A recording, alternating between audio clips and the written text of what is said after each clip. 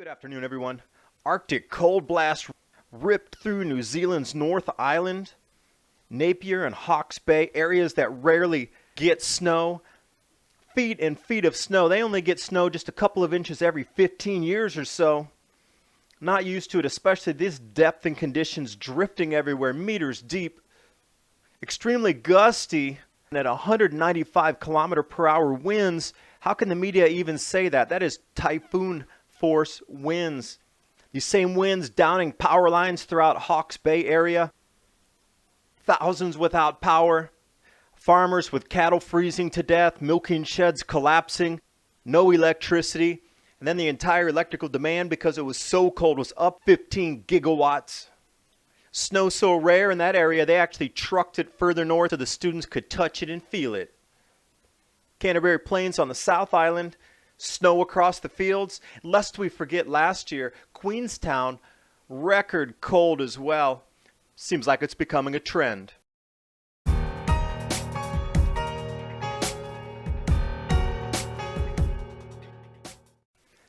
Jumping back a year in Queenstown, record cold temperatures 2015, as well early snow disrupting farming and travel. Now let's get into this year, and with satellite temperature sets showing a decrease in northern hemisphere and southern hemisphere temperatures. North Island of New Zealand, Napier and Hawke's Bay rarely get snow. Once every 15 years, it's usually a dusting to 1 inch or so. Arctic cold blast, that's an understatement.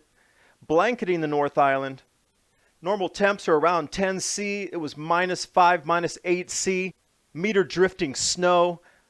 Closing roads and highways. They're not used to this type of snow. Roads impassable. Receiving 3 months worth of rainfall in 2 days, and that fell in the form of snow. So much so that almost the entire North Island was closed, impassable, putting out warnings of black ice. Road conditions looking like this.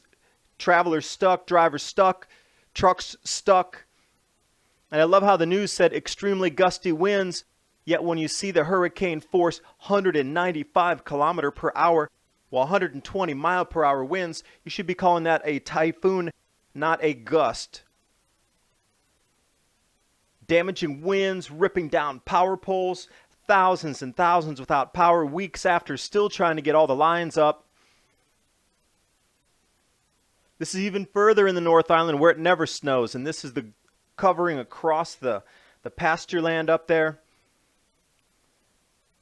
In addition to the losses of power, farmers having cattle freeze to death, milking sheds collapsing from the weight of snow on top. They're going to be waiting for weeks more to get power installed back there. And during that same time, the amount of power demand increased 15 gigawatts due to the cold. Schools still going to remain closed up there, power outages, roof collapses. And just to give you an idea how rare this is, the snow around Napier they put into a truck and trucked it up further north so the kids up there could actually see what snow looks like, so they could touch it and feel it for the first time in their lives. Some of the parents as well had never seen snow. Jumping right down to Auckland, snow cover, record cold temperatures. Dunedin Hills, snowed there last year too, rare. Continuing further south into the South Island, Canterbury Plains. The image here you see 2006. This is the image right here, 2016. Looks a little bit thicker than the 2006 storm. Tourists coming out to check out the snow, making snowmen across the plains. Mountains completely buried, good for the snowboard season. 25 new centimeters, 80 new centimeters on top. They're looking at a couple hundred centimeters. And Timaru, vegetation covered in snow, a little bit south of Christchurch there. And as the planet revolves, everywhere you look now there are crop losses. Everywhere you look, in every continent. Our food prices are starting to drive up with the catastrophe losses in China. And if you're going to try to figure out how you can protect yourself financially with the food price increases, you're going to need to offset by doing some investing into agricultural commodity trading. Encourage you to jump over, take a look at Trade Genius, see what Bob can tell you about how this weather patterns are unfolding and what their investment strategy is for the future as the food prices globally continue to increase, and they will from this point forward. Thanks for watching. Hope you got something out of the video. I do want to say also thank you for helping me get to 10,000 subscribers. I have another video coming out just for a special thank you for everyone, but this was the last one I was wrapping up before I hit 10,000.